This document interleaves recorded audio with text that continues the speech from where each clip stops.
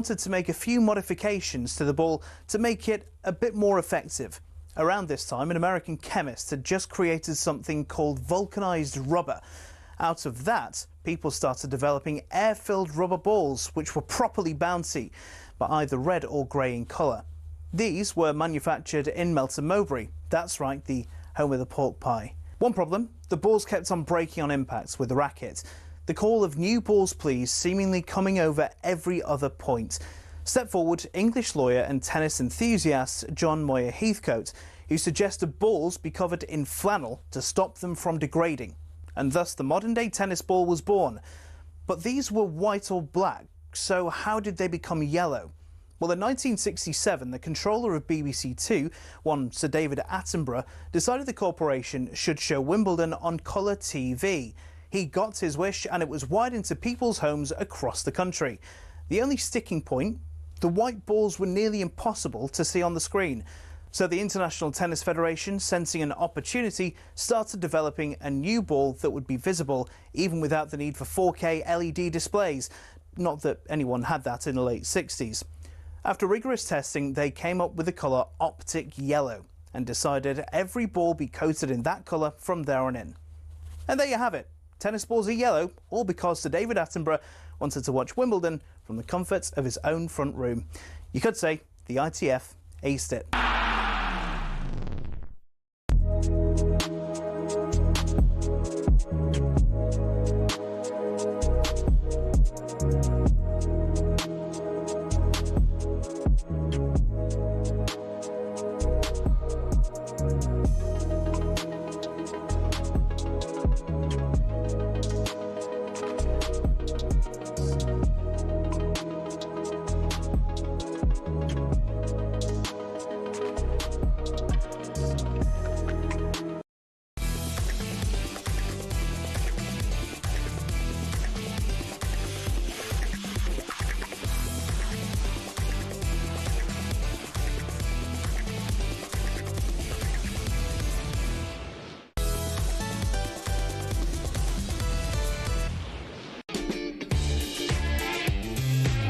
This is the Early Breakfast with Adrian Flux, insurance for the individual. Find out more at adrianflux.co.uk. I'm Olivia Buzaglo. I'm with you for the next hour.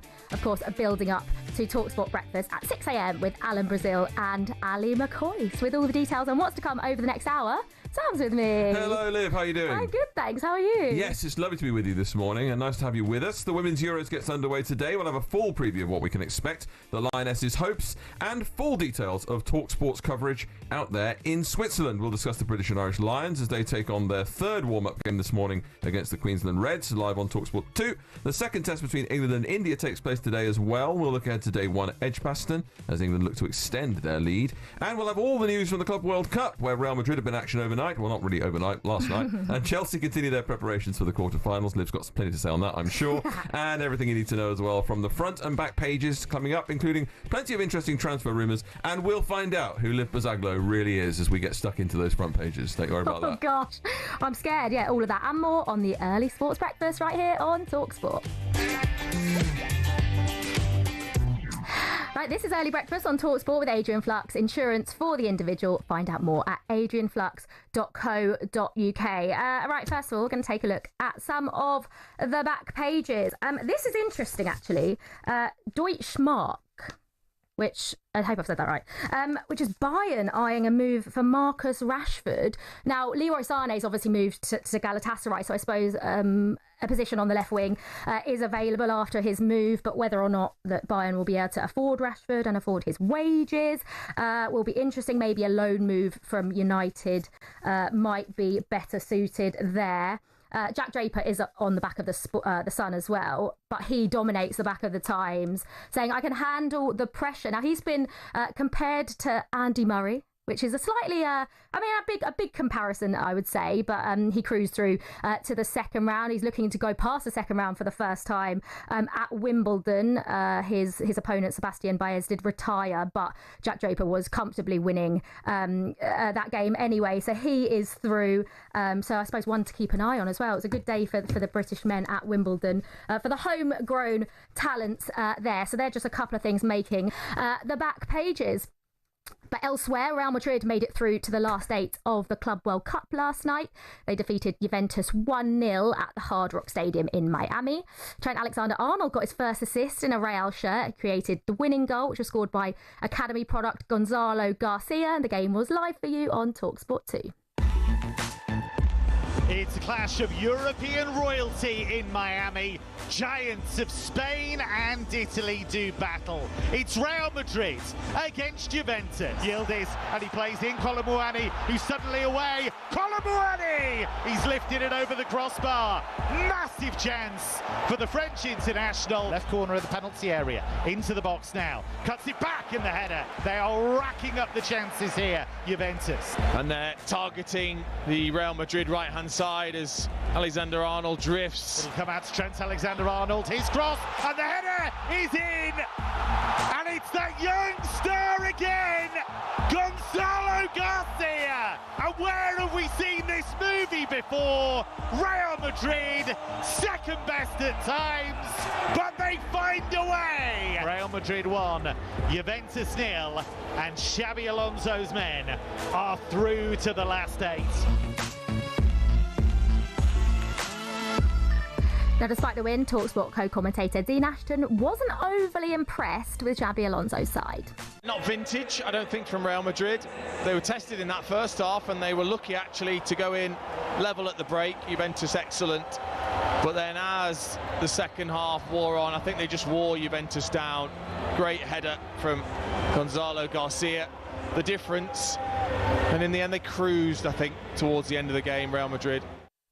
Well, Real had, of course, signed Trent on a free, didn't they? And they paid £8.6 million to get him out of his Liverpool contract early in order for him to be able to play in this competition, the Club World Cup. And it seems as though it was a shrewd move, but Spanish football expert Terry Gibson joined Jamie O'Hara and Jason Cundy on the Sports Bar last night. And he said he doesn't think Trent is a guaranteed starter despite his quality. Trent has to fight for that position because he's been out so long, Carville. The fact that Trent is coming into that, he's the future. Obviously, we know that. Yeah, but 6 or 7 years difference.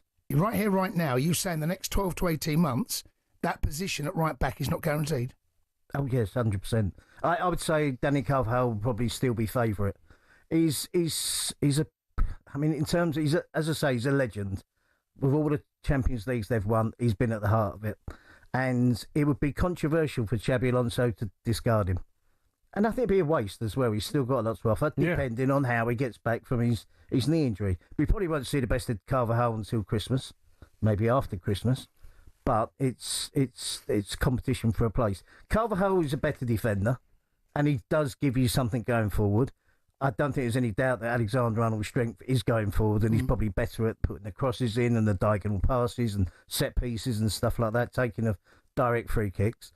So there are differences between the two. I think just Danny Carvajal just edges it in terms of he's good at everything. Yeah. Alexander-Arnold is brilliant at one or two things. Right, I mean, the Club World Cup, I think, has been like a slightly controversial topic for people to talk about. I actually, and I'm not just saying this because I've worked on it, but I actually have really enjoyed the Club World Cup. I think that if you like football and you like watching football, then, you know, even if there's games on that I don't necessarily know a lot about the teams, I've thoroughly enjoyed just sitting down and listen. Some of the games are on at 2 a.m, obviously, unless it's Chelsea. I'm probably not going to be staying up till 2 a.m. on my days off to watch it. But I've thoroughly enjoyed it. I think we've got, for those people, and you know, me speaking myself, like the Brazilian sides, I don't really know a lot about Brazilian football, and I think the stories that they've brought with them to this competition, they take it so seriously. And I know this is like a new format of the Club World Cup, but even in the old format of the Club World Cup, they've always taken it seriously. I remember when Chelsea played in it in Abu Dhabi in 2022 after winning the Champions League. We're pretty sure we played Palmeiras then, and their fans, they turned up in like thousands and thousands of them. And they've done the same at this Club World Cup. It's been absolutely brilliant. Like, you've got Fluminense and Palmeiras now into the quarterfinals. And I suppose they're both on the same side of the draw.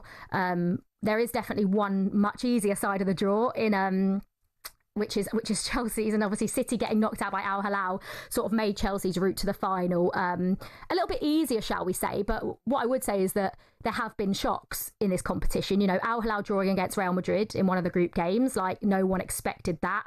Botafogo beating Paris Saint-Germain 1-0, no one expected that. And then obviously the biggest one of the tournament came just a couple of days ago when Al Hilal beat Manchester City 4-3. And I covered that game for DAZN. I was in the studio with Gail Clichy, Callum Wilson and Shay Given, and none of them saw it coming. I didn't see it coming. And I think Pep maybe has just some questions to answer before the start of the Premier League season, because I think the first couple of games everyone was like, oh, City are back and their new signings have settled in really nicely, but they just looked so open against Al Hilal. Like that left hand side of Doku and Ait Nouri is brilliant going forward, but defensively, you know, Al Hilal got in down that right hand side so many times. And you know, to be fair, City had a lot of chances in the first half, and Bono, the Al Hilal keeper, made some brilliant saves. But the second half, even when Rodri came on and then went off again, obviously trying to wrap him in cotton wool, I get that, but he couldn't really have the desired effect. So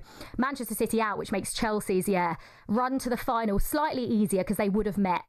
Obviously, if they'd have won their respective games, they would have met in the semi-finals in New York. But Chelsea play Palmeiras on Saturday morning, a 2 a.m. kickoff, which I'm covering, so I'm very, very excited for that. But again, Chelsea played Flamengo in the group stages of the competition and lost 3-1. So I think the heat comes into it as well. I think, you know, South American teams and Saudi Arabian teams are obviously used to sort of playing in this heat, and you know, that celebration's iconic, by the way. Yeah, like used to playing in the heat. And we just saw a clip of an Al Hilal fan. I don't know if you've seen it. It's been going around on socials. The celebration's amazing when they scored that fourth goal. But yeah, so I'm looking forward to that Chelsea Palmeiras game. I think we're sort of learning about different teams in this competition. I think obviously we just spoke about Real Madrid. They would have faced Dortmund. They will face Dortmund actually in the quarterfinals. But we have been robbed, guys. We've been robbed of Jude versus Job. And I don't know if people care too much about brothers facing each other, but I think because of obviously Job only just moving to Dortmund, and the fact that he would have played Jude so early on in, you know, his career at Dortmund, and I suppose Jude's career at Real Madrid, having only been there for a season, but they would have met in the quarterfinals. So it's a bit of a shame. Basically, Job picked up a yellow card in Dortmund's win over Monterrey, which literally finished, I don't know, like an hour ago. They won 2-1. Garassi scored twice, but yeah, Job picked up a yellow card in that. So he will be suspended for that Real Madrid game. So it's a little bit frustrating. But I would say, you know, Real Madrid are probably under Xabi Alonso. I think it's hard to judge. You know, he's only been in charge for 4 games now, and I think it's always going to be a tough task to follow Carlo Ancelotti and what he won. And it's obviously a new manager, an inexperienced manager, but obviously done brilliant things with Bayer Leverkusen. So I think it's going to be interesting to see how he does. Like I say, obviously, Terry Gibson was talking about how he doesn't think that Trent's a star. I just think Trent's such a Real Madrid player. Me and my friends were talking about this the other day. Like, I think everything about Trent, I think he fits into that team perfectly. And, you know, he started and I think he struggled in his first game, didn't he, Trent? But I think he's going to settle in fine. But I think, yeah, Real Madrid are an interesting one because they're obviously not the Real Madrid of old. We saw that last season, even under Carlo Ancelotti. So going forward, it's going to be interesting to see what they're like under Xabi Alonso. And obviously PSG, you know, they obviously suffered that loss to Botafogo, which no one expected. But I think sometimes that's how you've got to play against PSG, isn't it? If you're gonna beat them, you've probably got to defend for your lives and try and hit them on the counter. But there has been some shocks in this Club World Cup, and I'd still probably say that PSG are the favourites for this competition. But they're on a tough side of the draw as well, so you never know who is going to get there. I think the weather, just one thing about the weather as well, the lightning bolt thing. If there's a lightning bolt in America, the game's suspended for half an hour. And it doesn't matter if you're 1 minute away from that half an hour finishing. If there's another lightning bolt, there is another half an hour. So there has been a lot of delays. So interesting ahead of the World Cup next year. But our next commentary from the FIFA Club World Cup is the very early hours of Saturday morning as Chelsea take on Palmeiras for a place in the semi-final. Kickoff is at 2 a.m. I expect all the Chelsea fans to be there, and we will have full coverage from 1. And the live sport doesn't stop there because the Women's Euros starts today, and talkSPORT will be right across the action from Switzerland with the best commentary and coverage. Here's a flavour of what you can expect over the next month.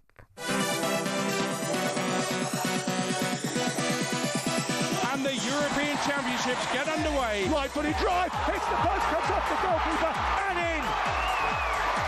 Spectacular hit from Diani. Cuts back onto her right foot and finds the net. Vivian Miedema. An opportunity to round the goalkeeper and it's in from Bob Marty. Hooks up the cross and the header is in from Harder. Into the penalty area. Gonzalez with the shot, past the goalkeeper and in. A lovely move by Spain. His ball has fallen for Hegerberg in the penalty area. Plays it square. Frida Marnham taps it in. 2 goals in quick succession for Norway. And Eva Pyle there to gleefully tap home from inside the 6-yard box. So Wales, for the first time in their history, have qualified for a major tournament. Gritting Cannerin from the angle with the shot, and it flashes into the back of the net. Opportunity for Russo inside the penalty area, finds the corner. Alessia Russo for England. Yeah, we'll have plenty more build-up to the Women's Euros, which of course does start today. England and Wales' first games are on Saturday, so we'll be doing that. But coming up next, Sam will be here with a look at today's back pages.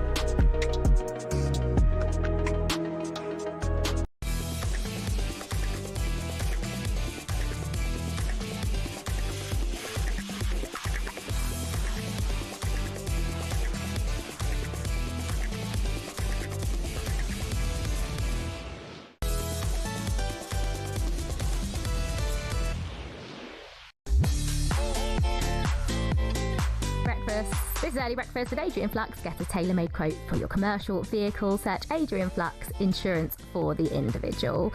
Alan Brazil and Ali McCoy are in the house from 6 a.m. for talkSPORT Breakfast. Don't forget you can listen to all of our stations on the talkSPORT app. Should you prefer music, Virgin is there, or news, you can find Talk and Times Radio. Just swipe between our stations. Right, here are some of your headlines this Wednesday morning. England cricket captain Ben Stokes says he expects the crowd to be energised when they face India in the second test at Edgbaston this morning. They take a 1-0 lead into the match following a thrilling win at Headingley. England chased down their second highest target, 371, to claim a dramatic win last time out. We'll have full updates for you on talkSPORT. National League side Morecambe are on the verge of entering administration. That's after talks between the club's directors and owner Jason Whittingham failed to find a breakthrough over a potential takeover. And 10 British players are through to the second round of Wimbledon. Home favourite Jack Draper impressed before opponent Sebastian Baez retired hurt. 22-year-old Jack Pennington-Jones stomped Thomas Martin Etcheverry in straight sets to progress, while Dan Evans also won on day 2 of the championships. Here's talkSPORT's Amelia Beltrao with a roundup of day 2. So maybe day 2 of Wimbledon wasn't as successful for the Brits as day 1, with 6 of them exiting the tournament. But world number 4 Jack Draper is still holding the flag for Great Britain after his opponent retired in the third set. Dan Evans is still in and even called out Gabia Bonglahor's bluff on social media that he could beat the former British number 1 at paddle. And on his SW19 debut, Jack Pennington-Jones will also see out the next round, but French Open champion Coco Gauff is out. Today we've got Emma Raducanu, Cameron Norrie and Katie Bolter back in action, and of course British wildcard Oliver Tarvett, who on his Grand Slam debut now has to face Carlos Alcaraz on centre court, but at least the temperatures are going to be slightly cooler. We'll have full updates throughout the fortnight on Wimbledon, and don't forget former finalist Nick Kyrgios will be bringing you a new podcast, Wimbledon Unfiltered, every single day out on our YouTube channel, so you won't want to miss that. Right, now it's time to look at the back pages. Sam's back in the studio. Hi, Sam. Yes, hi, Liv. And lots of tennis. Jack Draper making the back pages. He's predicted a new golden age for British tennis with 7 homegrown men into Wimbledon's second round. He's all over the back pages. I think he's mainly there because there's a little bit of talk, and maybe we should whisper it quietly, that perhaps he's in with a decent shout this year of winning it now. Don't get me wrong, there is some severe competition. Severe, with the likes of Sinner and Alcaraz, of course. But he's an excellent player, Jack Draper. He's on his favoured surface, and he's British, which always has some kind of advantage with the crowd, doesn't it? Yeah, so, definitely. What do you reckon? Carlos Alcaraz is he favourite, would you say? Yeah, Carlos and Yannick Sinner, like you say, the two. But I think everyone's excited by Jack Draper. Yeah. I mean, people are comparing him to Andy Murray. Yeah, they will, won't they? Inevitably. Yeah. But I think it's positive. It is positive, and getting people off their seats. And it's brilliant, actually, that there's so many British players involved this year. I mean, how long they all stay in. I mean, not to be negative, but obviously, He's about to be, not to be negative, but he's going to be negative. I'm going to be a little bit negative in the sense that there's a lot of players who aren't going to last the distance, obviously, because of the nature of a knockout tournament. Yeah. But it's brilliant that so far there are so many who have got a good opportunities to do well at Wimbledon. So fair play to them. Yeah, it's great, isn't it? Honestly, if anyone is thinking about going to Wimbledon, it is one of the best days out you'll ever have.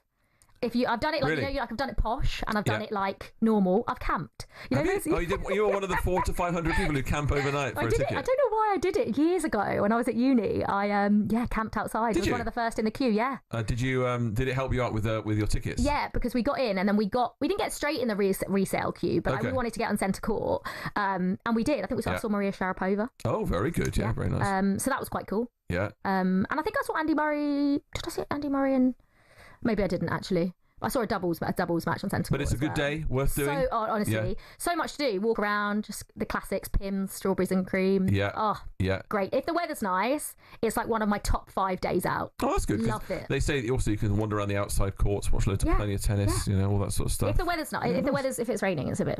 Yeah, well, there is that. And it's England, so. Yeah, and today it's going to rain a little bit. I think. It is. But I think everyone wants that, don't they? After we just can't. To be fair, honestly. We moan when it's hot, and we moan when it's cold, and we moan when it's raining. We just We just moan, don't we? we love moaning, and it is unbearable at the moment in the heat. But we can't moan because it's going to rain again today, and then we'll soon be sorry about that. So that's true. Deutsch Mark, Bayern rash move. Marcus Rashford could end up playing with Harry Kane after becoming a Bayern Munich target. There's been lots of links this summer with Barcelona for Marcus Rashford. I think a lot of those were self-proclaimed, if I'm completely honest. Although there is some talk that Barca have been interested. Villa may well have been interested as well, but they've decided against signing him permanently, or so it seems at the moment. It looks like a move abroad for Rashford might be the best option. Can you see this with Bayern? It's quite a big link, that, isn't it? I mean, if you're Marcus Rashford, that's unreal. I know I think he's been quite vocal about potentially wanting to move to Barcelona. Yeah, he wants to play with Lamine Yamal, but I think either of those two would be an unreal move for Marcus Rashford. Whether he'll get them, I don't know. Like, he was all right at Villa. Do you know what I mean? Like, I don't think he set like the world alight at Villa. Agreed with that. But I mean, obviously we know that his Manchester United career is over. Yeah. So obviously that makes it. I suppose that makes it tough in a way because clubs know that Man United need to sell or want to sell, or maybe a loan move is the more realistic option there. But if he can go to Bayern or Barca, he's absolutely laughing. Yeah, for sure. Laughing. For sure. And I think maybe the good thing about Bayern is, and Harry Kane's probably found this, is that there's not quite as much. I mean, okay, there's internal scrutiny because they're a massive club, but there's not the same press attention that you'd get over here, is there? So maybe we've seen Jadon Sancho's thrived in that environment as well when he went back over there on loan, and obviously that might happen. Looks like he might be going to Juventus this summer. I think Jadon Sancho will move. I think like how it's just not. Sometimes the Premier League's just not for you. Yeah, and absolutely.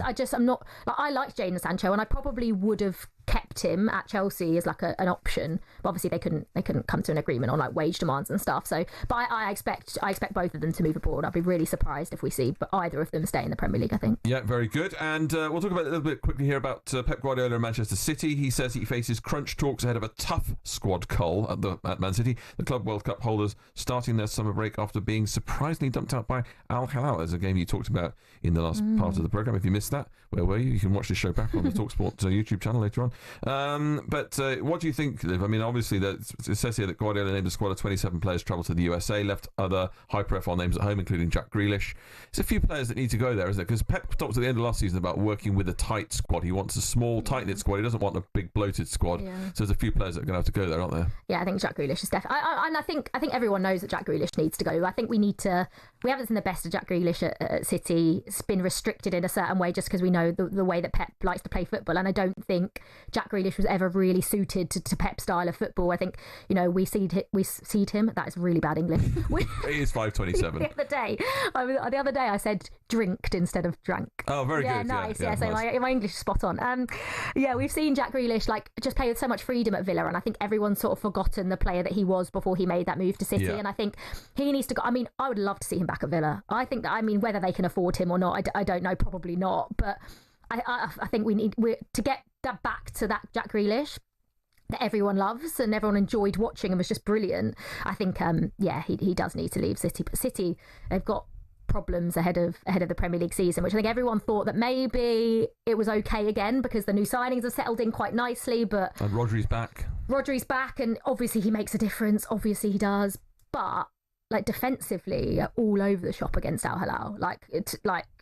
So much like what we saw last season, really, from City. So I think that game was a real eye opener. I think because everyone just slowly thought they were getting back to maybe the City of a couple of seasons ago, but I think they have got questions that need to be answered ahead of the new season. Interesting stuff. I'll be back in a bit with some front page nonsense. Oh, I'm looking forward to it. Right, thank you very much, Sam. This is Early Breakfast on talkSPORT. Up next, we'll discuss the latest transfer rumours.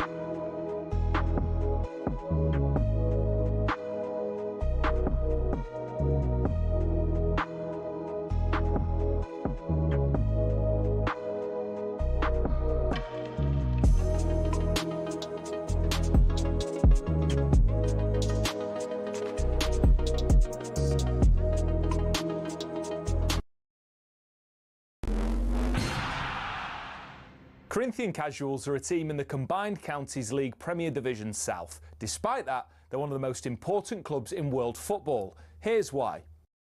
The club was formed in 1939 as the result of a merger between Corinthians FC and Casuals FC.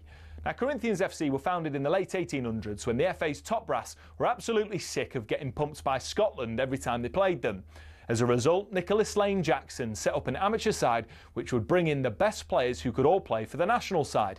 And it worked. It wasn't long before England were dominating the international fixtures they played, and it was largely down to Corinthians.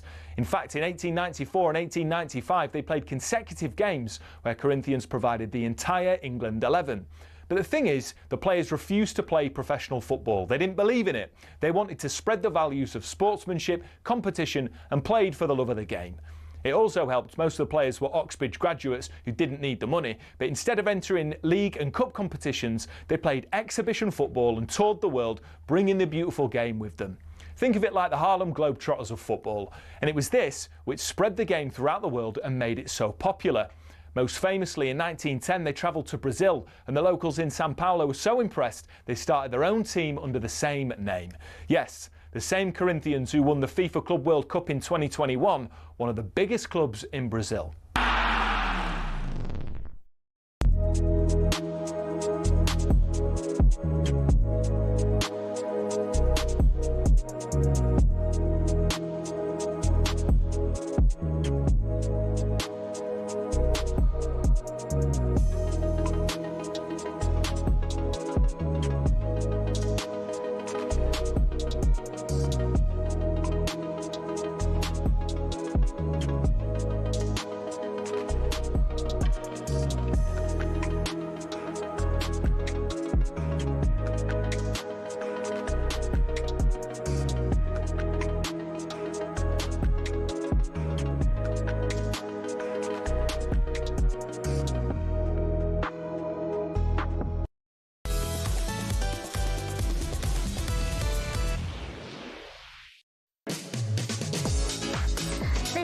Early Breakfast with Adrian Flux, the cover you need at a price you'll love, with What Band's Insurer of the Year 2021. Find out more at adrianflux.co.uk. Don't forget you can watch the show as well as listening, and all talkSPORT shows as well on your smart TV. Alan Brazil and Ali McCoy follow us here at 6 a.m. I'm Liv Buzaglo. Some of the headlines you're waking up to this morning. Bournemouth forward Antoine Semenyo has signed a new 5-year contract with the club. The 25-year-old, who was involved in 20 goals last season, has been linked to a number of clubs due to his impressive performances. Bournemouth have called Semenyo a key member of their plans for future success.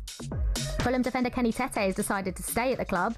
That's despite interest from Everton. He signed a new deal to keep him at Craven Cottage until 2028. Tete's old contract ran out yesterday, meaning he could have gone to Merseyside on a free. And Arsenal have signed goalkeeper Kepa Arrizabalaga from Chelsea for £5 million. He switched London clubs as a release clause was met, which was negotiated when he agreed to take a pay cut last year. The Spain international was spent last season on loan at Bournemouth. The broadcaster and Arsenal fan Harry Symeou is pleased to see his side bolstering their squad in all areas. Arsenal, you look at that squad and you probably think a defender should be at the bottom of the priority list, because Arsenal haven't really had any issues there. They had some injuries, but they've been able to cover them. I think a big part of the reason why Arsenal are probably moving for a defender is because Takahiro Tomiyasu just cannot get fit, and that's a big problem. Arsenal have got lots of cover on that kind of left-hand side. Lewis Skelly, Calafiori are the left-back options, and Zinchenko's still there at the moment.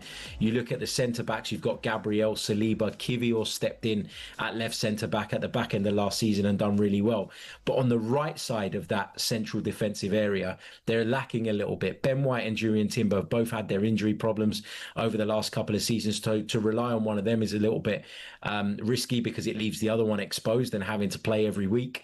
And then, as I mentioned, Tomiyasu at the moment is unfortunately nowhere to be seen. So I think getting in a right-sided centre-back makes a lot of sense. And Mosquera is someone that Arsenal like the look of and are willing to have a little bit of a gamble on, because I think they believe that in the next few years he can go on and be a real top centre-half. So I'm all for that signing. I think there's a limit with regards to what Arsenal should pay.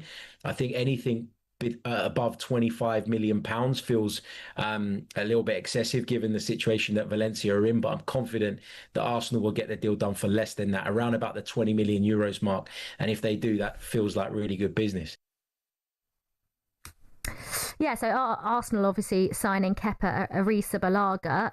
Interesting, I think, but obviously bolstering their squad, like Harry says, I suppose. And I think it's sort of a transfer that works for both parties. Chelsea have got 10 million goalkeepers on their books, haven't they? But I mean, for Arsenal, like, the priority is obviously still a striker. I feel like everyone's like pretty bored of talking about it now. But whether they'll get Šeško, whether they get Gyökeres, I don't know. But I mean, obviously Alexander Isak was one of the names, and I'm sort of glad that transfer's not happening, because I think Alexander Isak is the perfect person for Arsenal.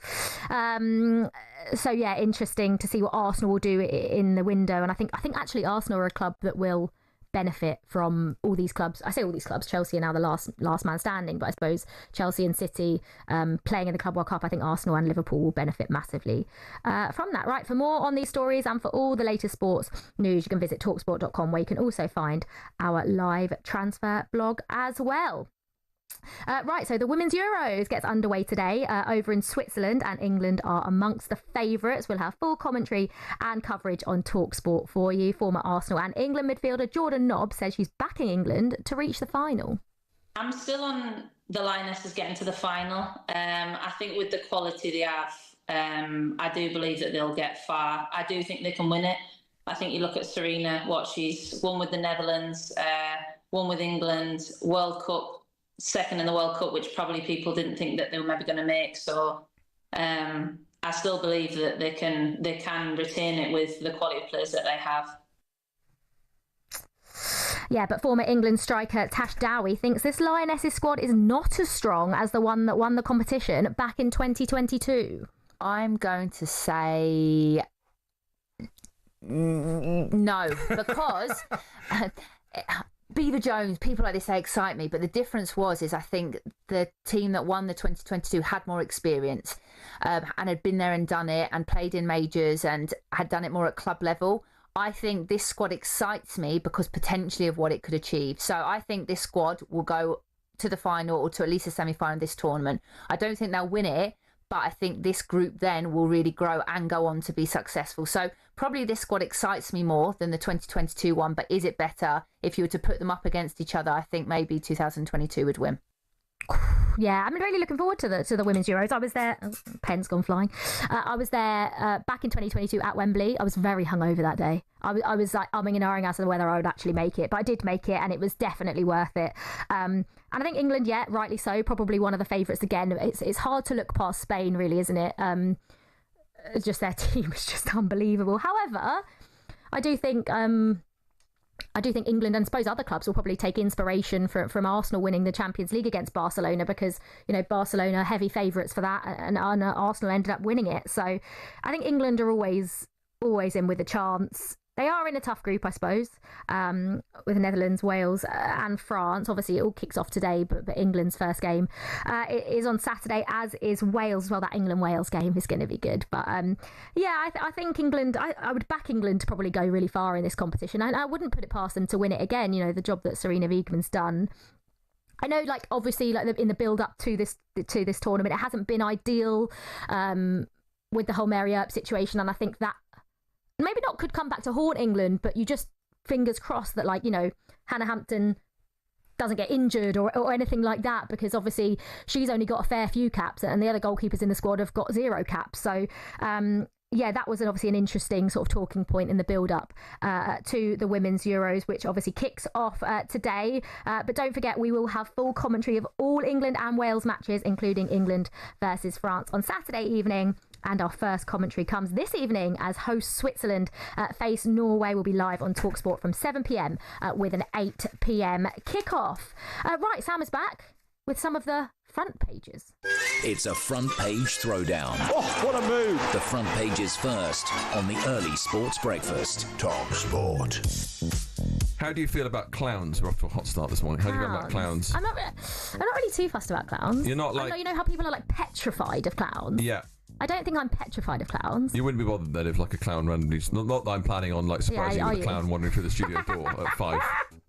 Only Al in Brazil. No, Alan's not a clown. We love Al. We love Big Al. No, you're not bothered then? You're not really. Okay, no. well, apparently modern clowns have ditched red noses and custard pies to appeal to new audiences. What? Many have turned to improv, stand-up and cabaret to look cool. And the new age stars are set to wow audiences at next month's Edinburgh Fringe and other festivals. Performer Julia Masley said, "I only started calling myself a clown because it was really uncool." In her show, which is called Ha Ha Ha Ha Ha. It's a good name for a show, isn't it? She dresses as an alien who solves people's problems. Eric Davis, who dresses like a demon for his show, is another modern clown. He's earned rave reviews, added, "The clown is this guy who takes you down into the underworld." So they're changing the goalposts, to use a footballing phrase, about clowns. Are you in favour? No, I don't like... A clown has to have a red nose. You're clearly a clown traditionalist. A clown has to have a red nose. And, imagine seeing a clown with no red nose. No, it wouldn't that's be true. a clown. That's true, I don't know actually. what it would be. It just wouldn't be a clown. No, well, clowns are... Some people... one of my friends was absolutely petrified. So, like, Halloween, if anyone was ever dressed as a clown, she would like, cry. Oh, really? Yeah, she hated them. Some people don't like them, do they? That's why... They are a bit terrifying looking, I think. feature in, like, in the horror films and all that kind of stuff, don't they? You know? Yeah. That's like, why people what's that? It, yeah, that's a pretty With terrifying weird, film. To be fair. yeah, that is a pretty terrifying film. Yeah. I think that What's might it have been called? What's the Pennywise. Pennywise. Yeah, Yeah, and that is terrifying. He's basically that clown has scarred people of the generation just before mine for the rest of time because of like.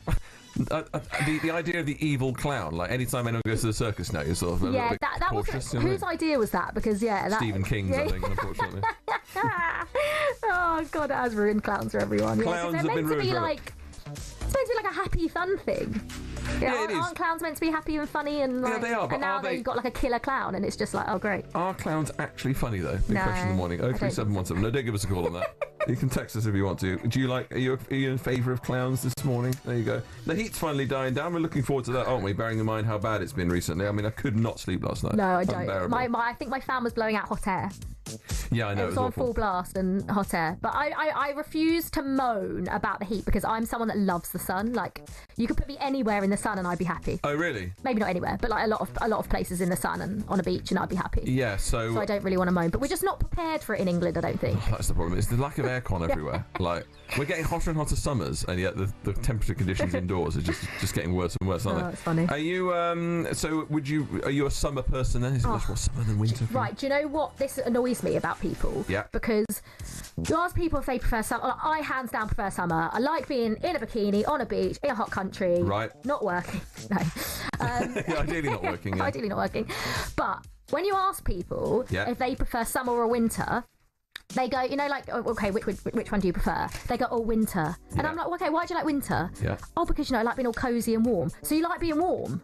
So the reason you like winter is because you like being warm. Yes. So you basically you prefer being hot. So how do you prefer winter? You prefer summer? Yes, that's very true. That's very true. So also, I just don't understand anyone that would rather, like, I'd rather be sat by a fire, you know, toasting marshmallows. People still do You're that. not into that, like the whole sort of wintry, Christmassy. It's quite a nice scene, that, isn't it? I went skiing for the first time last year and absolutely loved it. Did you? Yeah, loved it. So you do like some snowy scenes? Well, yeah, but like if you're asking me whether I'd prefer to go to, I don't know, anywhere hot over I'm like a beach holiday over a winter holiday every single day of the year. Oh, really? Oh my god, yeah. But surely when it's like 30 degrees over here, you don't need a beach holiday, do you? You just need to get Over somewhere. here? Yeah, when it's like 30 degrees. I don't. Yeah, you but don't I want to go on a can't. holiday then, do you? Into the sunshine. Yeah, I'm actually one of these people that, like, I really hope it's really bad weather whenever I hope that it's raining and miserable and cold here when I'm on holiday. Oh, really? Yeah, I'm one of those.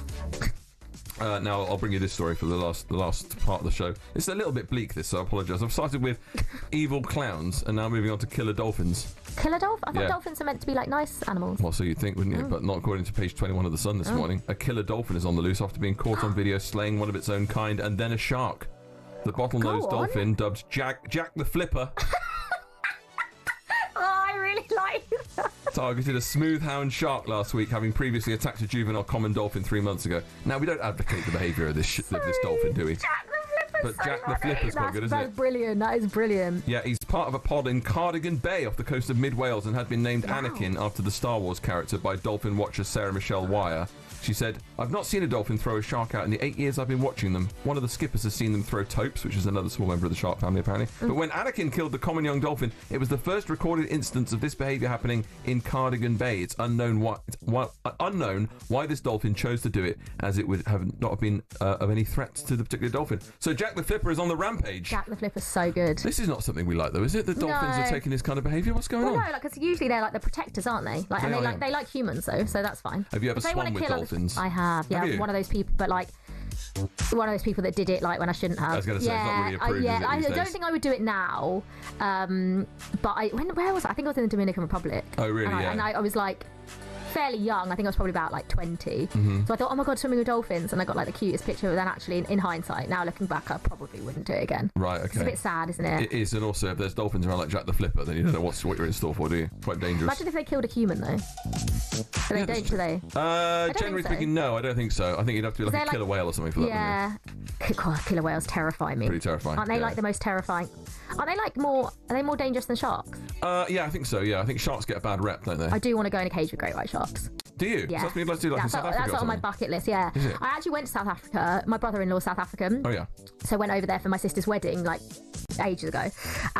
But we were in Durban, and apparently the water's too warm in Durban for it to be great white. Is it? So if I ever go back, which I hope I do, because I loved South Africa, one of the best. I think it's probably the best place I've ever been. It's fantastic, isn't in terms it? of like amazing. trips. I know I've been lucky enough to like go on some cool trips, but oh my god, just being in like nature and seeing those animals close up is like the best thing I've ever done. Yeah, but I still need to go in a cage of great white sharks. We honeymooned in South Africa. Did you? In Cape Town, and Unreal. it was unbelievable. Yeah, it really was. Cape Town's Just sort saying of how much place. we'd like to go back, actually, yesterday. Yeah. Cape Town's the sort, because I didn't go to Cape Town. Everyone was like, "Oh, did you go to Cape Town?" But we just went where he grew up because that's where they were getting married. So, so yeah, that's the one place that I'm like number one on my list. There we go. We've learned a lot about you this morning, Liv. That's what it's all about, these front pages. Yeah, Jack the Flipper is absolutely hilarious. That's it. Right, up next, we'll look ahead to the Lions' next game, which is later on this morning live on talkSPORT 2. Thanks, Sam.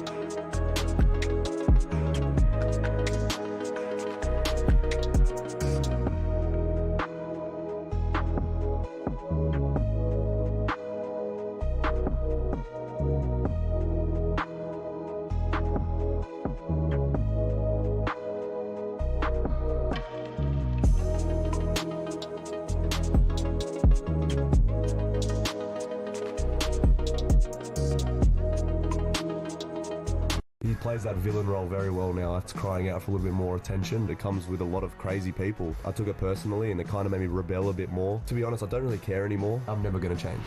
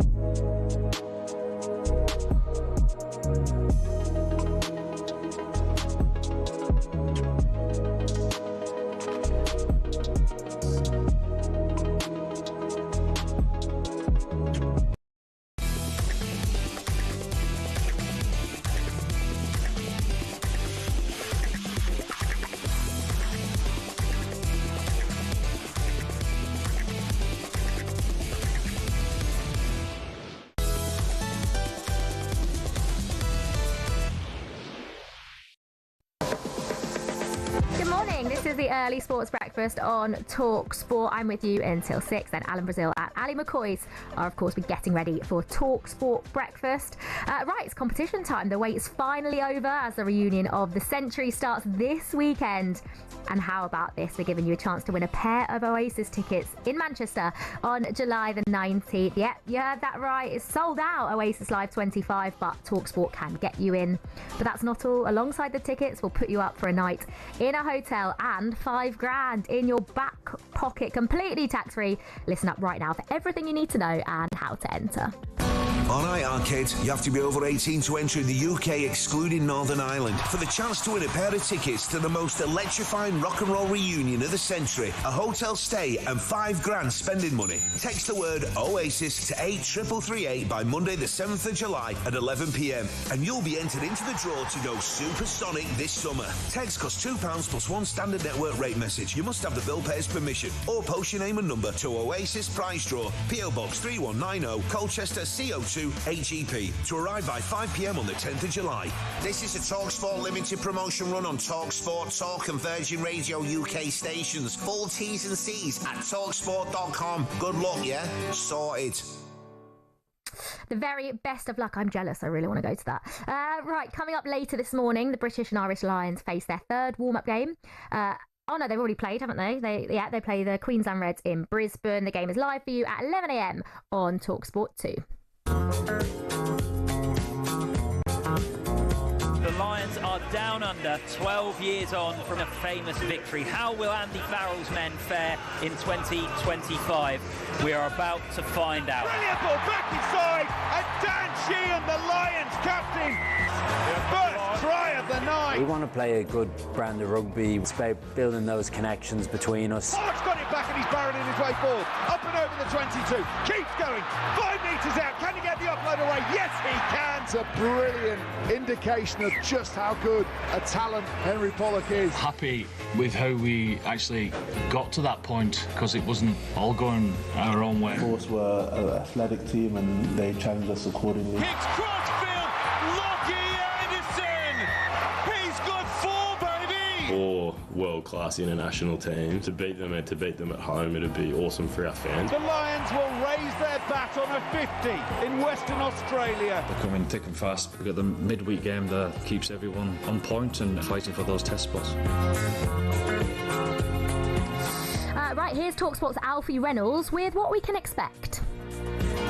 Good morning from Brisbane, where the British and Irish Lions play their second game on Aussie soil later on tonight when they take on the Queensland Reds. They beat the Western Force in Perth 54-7 at the weekend, so can they back it up tonight? Andy Farrell spoke ahead of the game.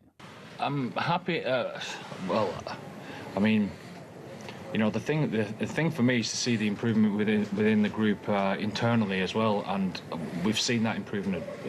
There's no doubt about that this week.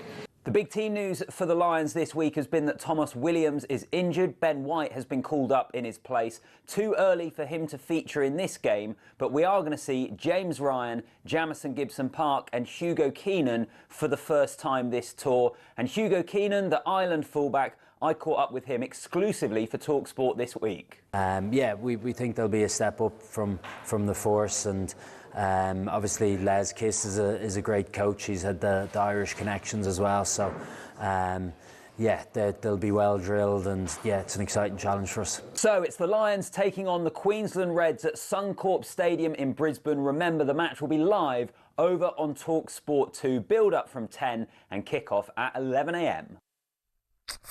Thank you very much, Alfie. Yeah, the game is live for you from 8 p.m. on talkSPORT. Don't forget, we have a new podcast for you as well, Lions Uncaged, every day, wherever you get your podcasts, and also on YouTube. Just to recap then of the back pages today, I mean, the biggest one, I would say, a lot of it is Jack Draper obviously cruised through to the second round of Wimbledon after Sebastian Baez retired hurt. But Deutsche Mark is Bayern Munich eyeing a move for Marcus Rashford. I think that would be a move that Marcus Rashford would definitely like. Obviously, he has been linked with Barcelona. I think he's linked himself with Barcelona. But now, Bayern are after him. That's the back page of The Sun. Right, here's what's coming up on talkSPORT this morning then.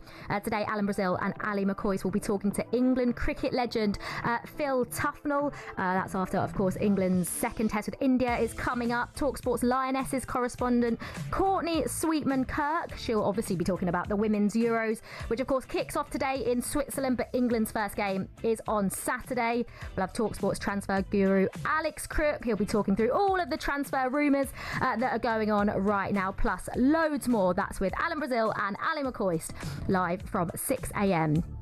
on talkSPORT. You've been listening to Early Breakfast with me, Liv Buzaglo, and with Adrian Flux. Insurance for the individual. Find out more at adrianflux.co.uk. Alan Brazil and Ali McCoist are coming up next for you with talkSPORT Breakfast.